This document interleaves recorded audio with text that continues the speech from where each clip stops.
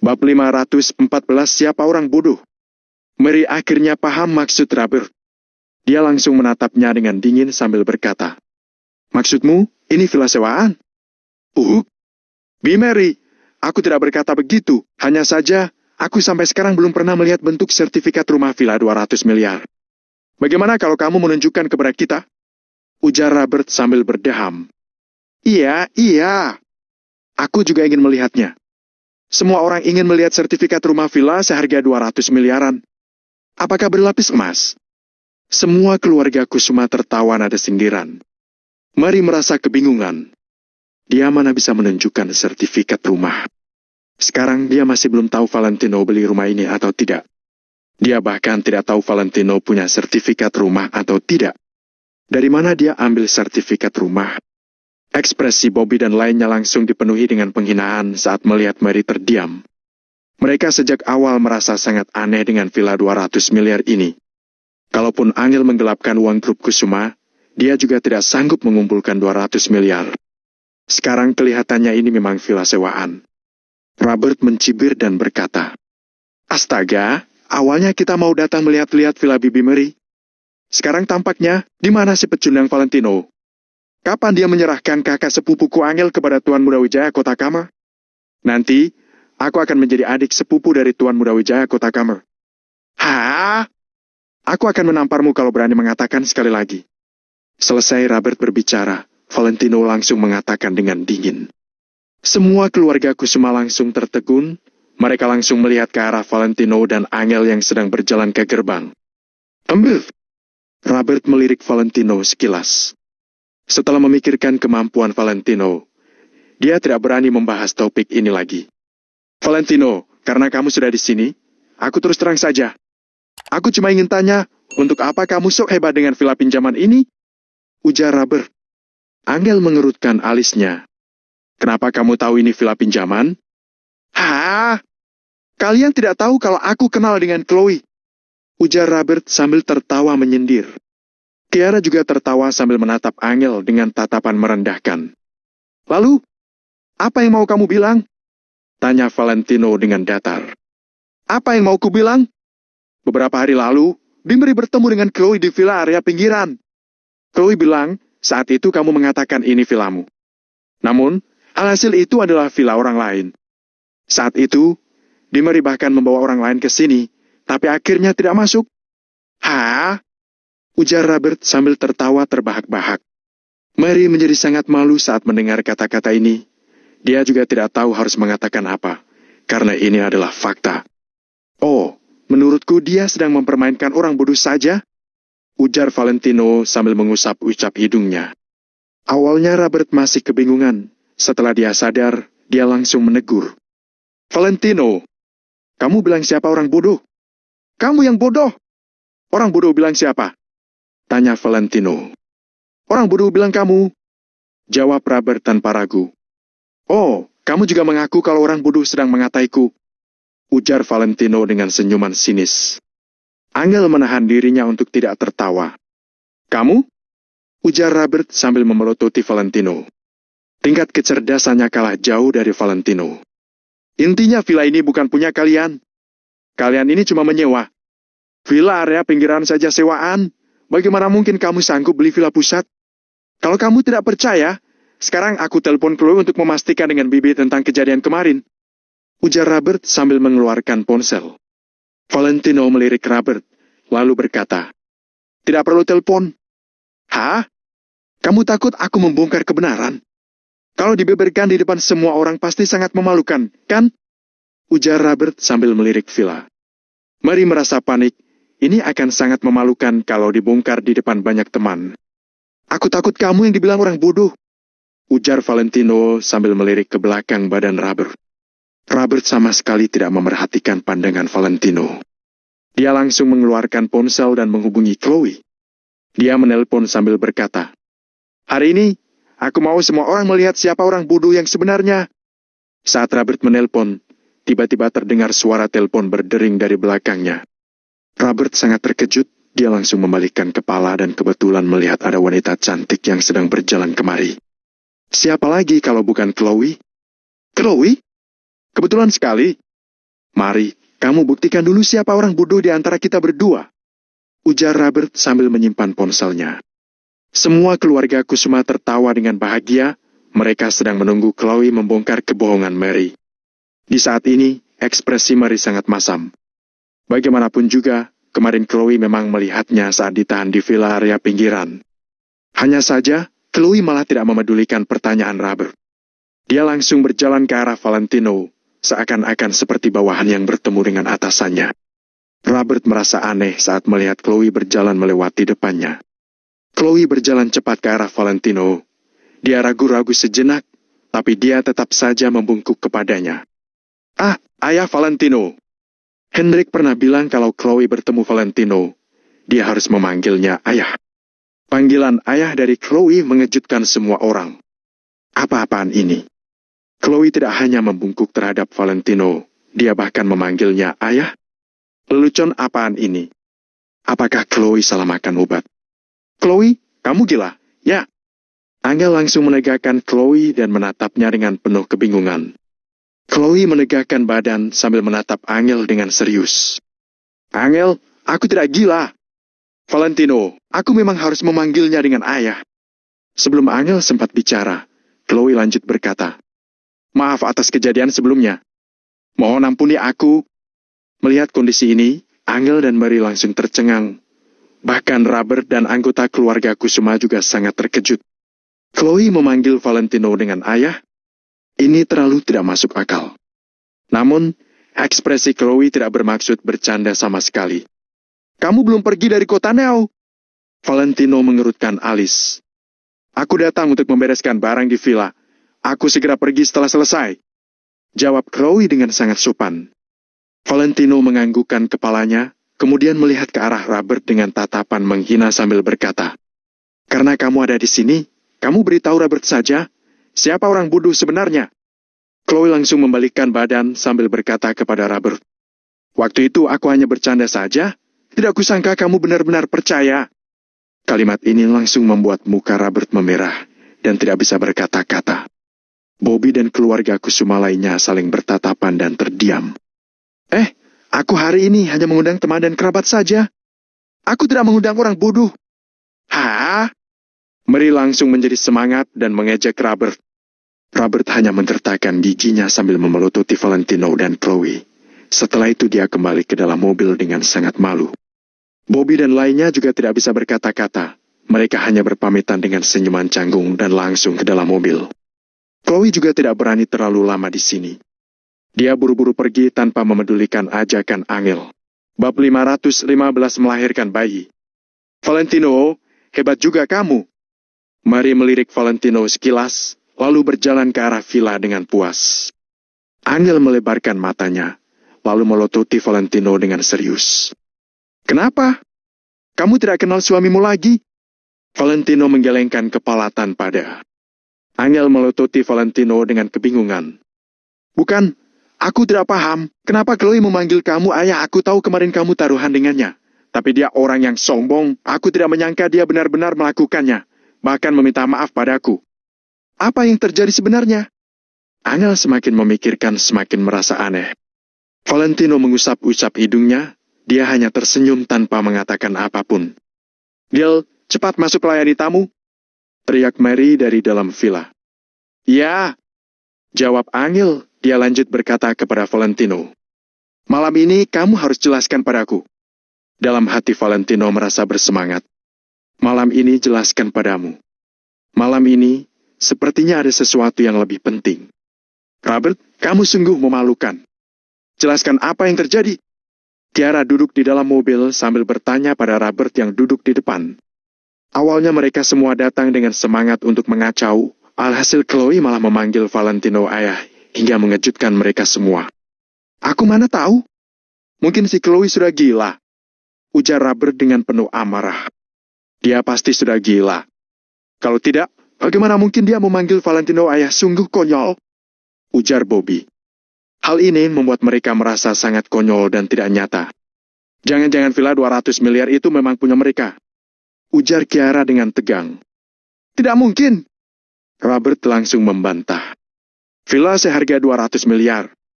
Bahkan nenek saja tidak sanggup mengeluarkan uang sebanyak itu. Bagaimana mungkin mereka bisa? Ujar Robert dengan sangat yakin. Salah satu anggota keluarga Kusuma yang duduk di samping, tiba-tiba mengedipkan mata sambil berbisik. Jangan-jangan tuan muda keluarga Wijaya Kotakama yang memberikan mereka uang. Beberapa orang lainnya juga menganggukkan kepala. Mungkin memang begitu. Robert tertegun setelah mendengarnya. Dia saling bertatapan dan tersenyum dengan Kiara. Orang lain memang tidak tahu, tapi mereka tahu semuanya. Saat acara keluarga sebelumnya, kedatangan Handrichi dan lainnya di keluarga Kusuma, jelas-jelas merupakan aktor bayaran yang dicari Valentino. Bagaimana mungkin mereka dari keluarga Wijaya? Namun, mereka tidak akan memberitahu sembarang orang. Intinya villa itu bukan punya mereka. Kalau tidak, kenapa mereka tidak menunjukkan sertifikat rumah? Ujar Robert. Kiara juga ikut menganggukkan kepala. Dia melanjut. Benar. Dari kebiasaan Bibi Mary, kalau dia punya sertifikat rumah, dia pasti akan memamerkannya. Biarkan saja mereka berpura-pura. Aku punya cara untuk menangani mereka. Robert berujar dingin. Di dalam villa terlihat sangat ramai. Mary sungguh hebat. Hampir semua kerabatnya diundang ke sini. Dia bahkan mengundang semua saudarinya yang dulunya meremehkannya. Para kerabat, mantan rekan kerja dan banyak teman lainnya yang membawa anak membuat villa ini sangat ramai. Semua anak-anak itu menganggap tempat ini seperti rumah mereka. Mereka mengobrak-abrik villa ini menjadi berantakan. Valentino juga tidak memedulikan mereka. Sementara itu, Angel malah merasa malu, tapi dia juga tidak banyak bicara. Bisa dikatakan, Taman Umum Kota Neo bahkan tidak bisa dibandingkan dengan keindahan dekorasi interior villa ini. Jadi, setelah semua orang mendiskusikannya, mereka membuat acara pindahan di halaman villa.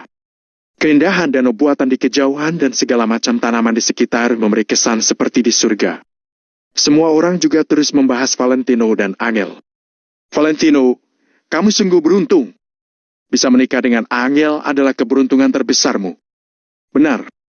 Angel begitu cantik dan hebat, entah berapa banyak orang yang ingin menikahinya. Untuk apa kalian begitu baik padanya? Dia hanya menantu tidak berguna saja, bahkan villa ini juga dibeli Angel. Aku bingung, kenapa dia bisa tinggal di sini dengan begitu santai? Tidak lama kemudian, ada yang mulai tidak senang.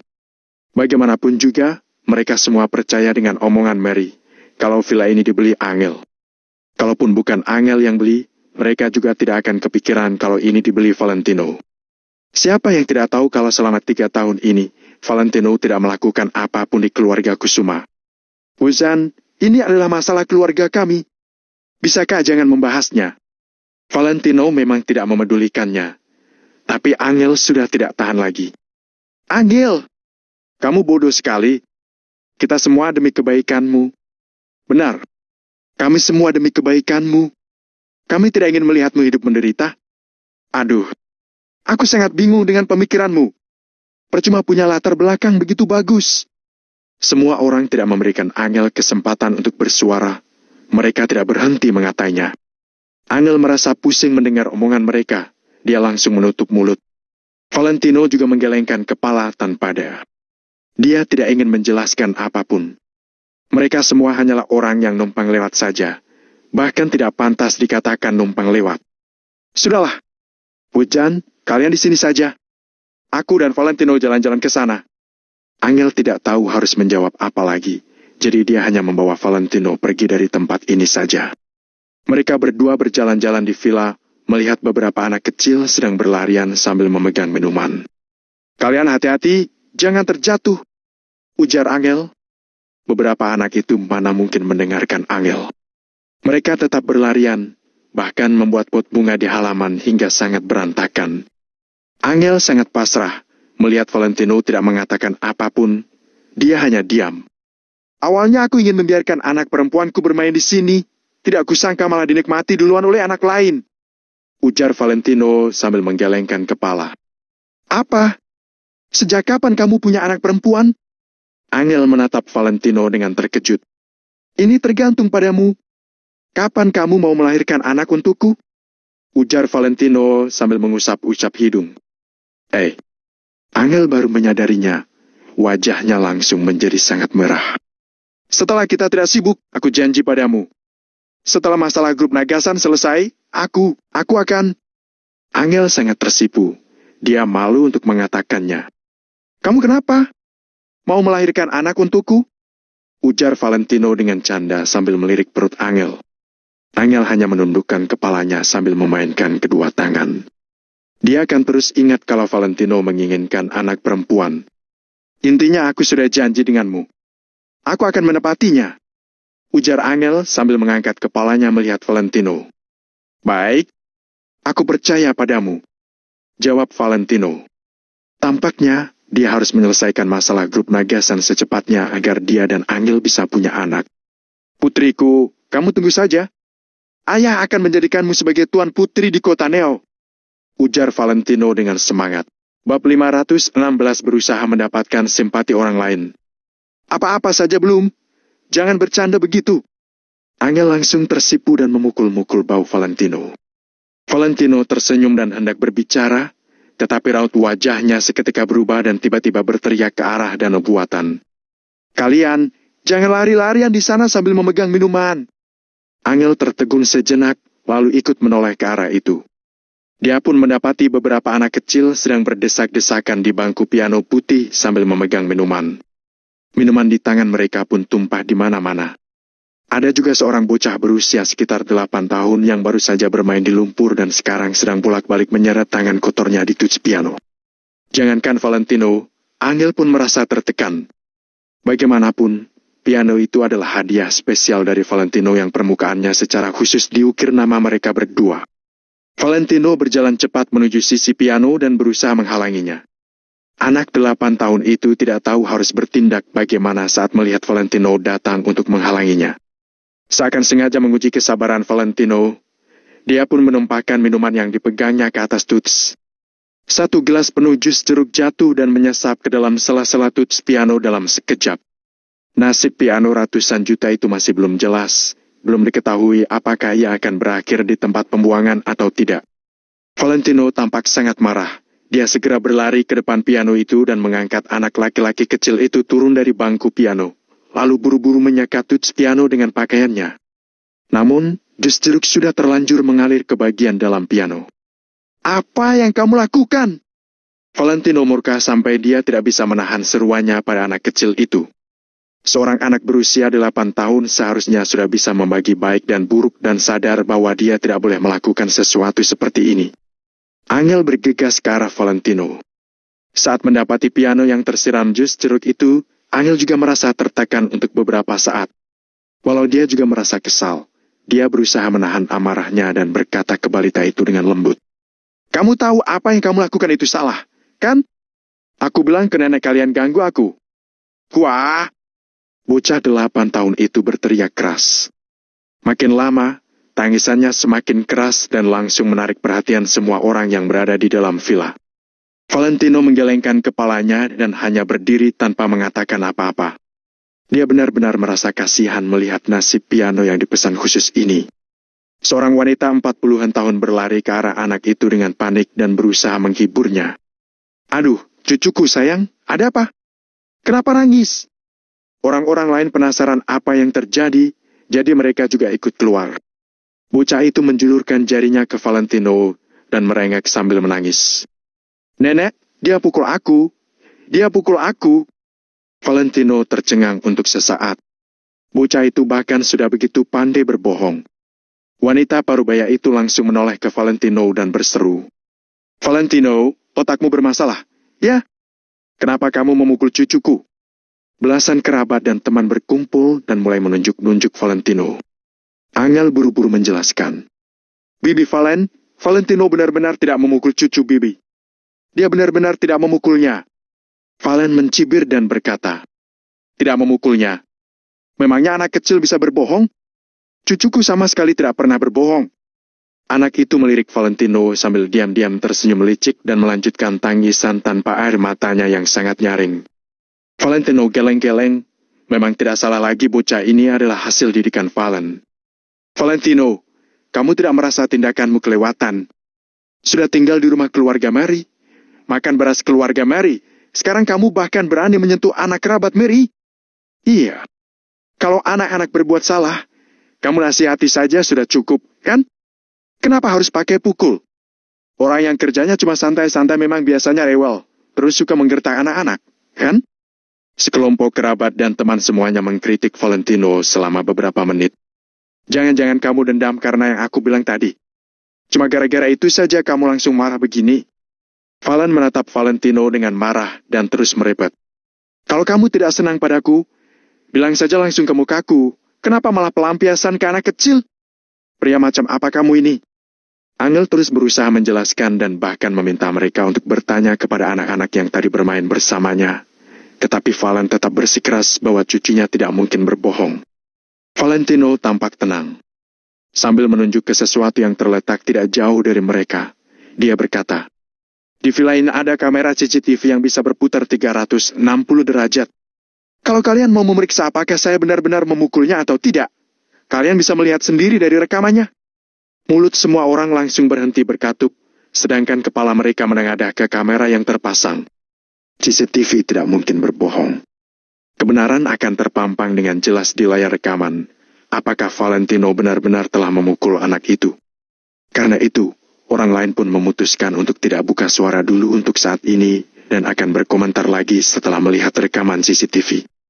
Namun, Valen sama sekali tidak sudi mengindahkan rencana itu. "Maksudmu cucuku berbohong?" Aku ulangi, "Ya, cucuku tidak pernah berbohong. Apapun yang dia katakan itu benar." "Valentino, kamu masih saja bersikeras tidak mengaku sudah memukul cucuku. Kita lihat saja bagaimana reaksi Mary nanti." Valen memelototi Valentino dan mulai mengancam. "Kuberitahu, ya? Jangan kira kamu hebat hanya karena kamu punya dukungan keluarga Kusuma. Kamu ini cuma menantu rumahan, tapi putraku itu eksekutif perusahaan tingkat atas. Kalau sampai dia tahu tentang kejadian ini, kamu bakal dia hukum habis-habisan."